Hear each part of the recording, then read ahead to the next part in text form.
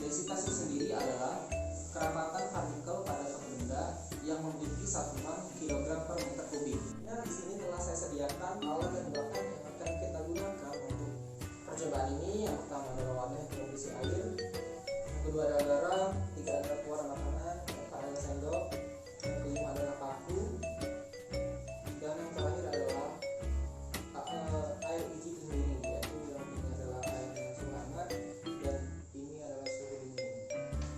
Nah, baiklah, langsung saja kita ke percobaan pertama. Percobaan pertama yaitu dengan menambahkan garam pada air yang hangat.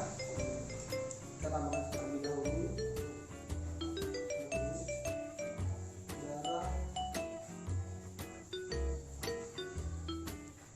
dengan takaran 1 cm saja. Terus kita beri warna dengan pewarna makanan secukupnya.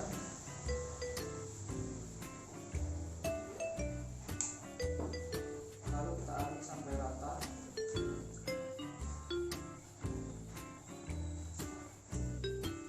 Sampai benar-benar rata.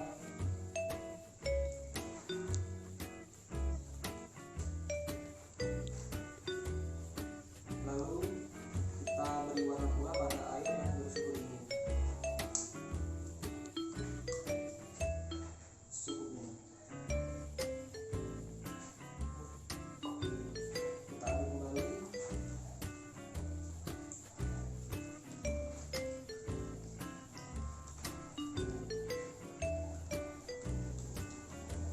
Selanjutnya kita tusuk menggunakan paku.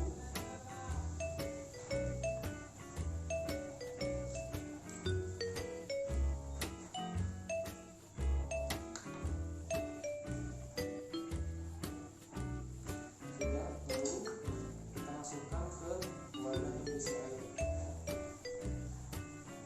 Lalu kita cabut paku yang telah dipasang tadi.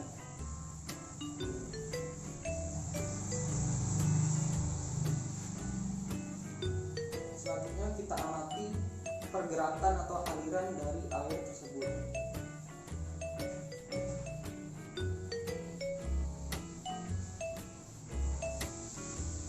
Selanjutnya pada percobaan kedua kita menggunakan air dingin yang bergaram dan air hangat tanpa diberi garam.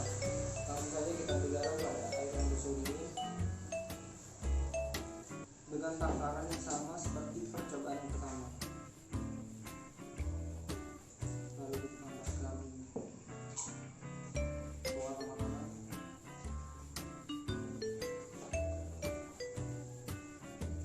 Secukupnya.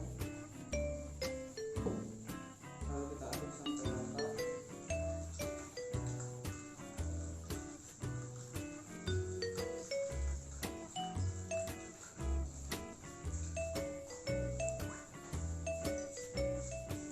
Lalu selanjutnya kita beri warna pula pada air hangat.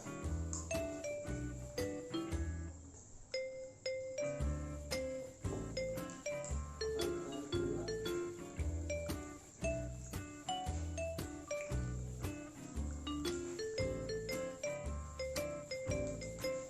Lalu kita tusuk menggunakan paku tadi.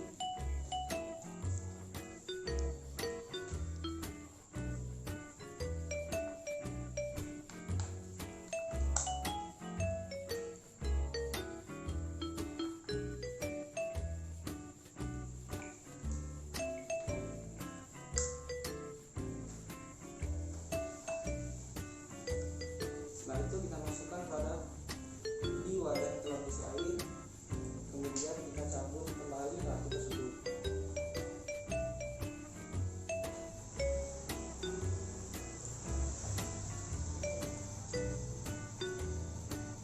Lalu kita amati pergerakan atau aliran tersebut pada wadah yang berisi air tersebut.